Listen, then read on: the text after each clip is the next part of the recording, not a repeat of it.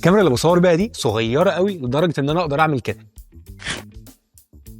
ايه القرف ده؟ دي الانستا 360 جو الترا، من اصغر الكاميرات الاكشن اللي تقدر تشتريها، بتوصل لكواليتي 4K 60 فريم بثبات جبار والوان جامده قوي. كاميرا البي او في المثاليه مع كميه اكسسوارات تخليك تحطها في اي حته، وهي اصلا الظهر بتاعها ماجنت تقدر تلزقه على اي سطح معدن. وباستخدام القطعه دي تقدر تصور اي حاجه قصادك بثبات رهيب، وفي ثانيه تشيلها كده. ولو عايز تصور بالعرض تعمل كده. لو سطح بقى مش معدن تستخدم دي تلزق على اي حاجه. ولو عايز تلبسها بقى على دماغك او عايز تعلقها في كاب، اكسسوارات كتير قوي.